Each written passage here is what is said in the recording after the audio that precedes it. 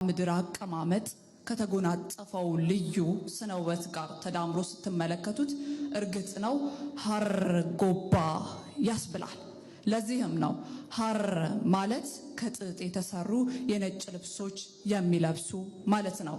ጎባ ማለት ደግሞ በተራራ ላይ የሚኖሩ ሲል ይገልጻቸዋል። እንዲሁም በሌላ ታሪክ ለንግድ ከሚመጡ መካከል ጀባህ የተሰየ ስያሜ ያላቸው አረቦች ጋር ስለተቀላቀሉ አረብ ጀባህ የሚል ስያሜ አርጎባ እየተባለ የማህበረሰቡ የብሔረሰቡ መጠሪያ እንደሆነ የታሪክ መጽሐፍት ይገልጹታል። የተከበራችሁ እንግዶቻችን፣ የዚህ በዓል ታዳሚያን፣ የክብር እንግዶች፣ የሃይማኖት አባቶች እንዲሁም የኢትዮጵያ ኮሚኒቲ ማህበር ምክትል ሊቀመንበር ወይዘሮ ህሊና ታደሰ፣ የኢፌድሪ ቆንጽል ጀነራል ክቡር አምባሳደር አክሊሉ ከበደ፣ በአጠቃላይ ጥሪያችንን አክብራችሁ እዚህ ስለተገኛችሁ እንኳን ለአርጎባ ልማት ማህበር በዩናይትድ አረብ ኤሚሬትስ ዱባይ ቅርንጫፍ የምስረታና የእውቅና መርሃ ግብር በሰላም መጣችሁ ለማለት እወዳለሁ።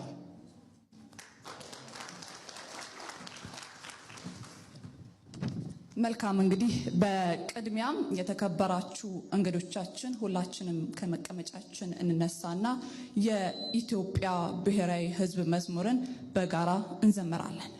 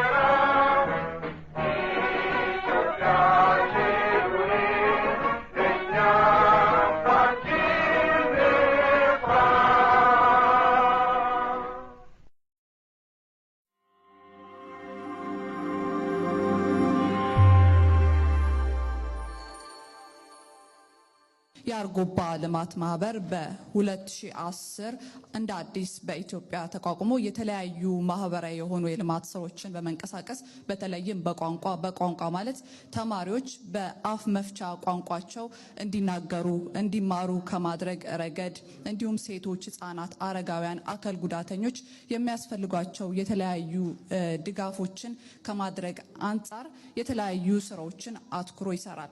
ታዲያ የዛሬው የምስረታ በዓሉን አስመልክቶ ደግሞ እንኳን ደህና መጣችሁና ስለ ምስረታው አንዳንድ ነገር ልትነግረን የአርጎባ ልማት ማህበር የዚህ የዱባይ ተወካይ የሆነችውን ሀለውያን ወደ መድረክ እንጋብዛታለን። እባካችሁ ወደ መድረክ ጋብዙልኝ።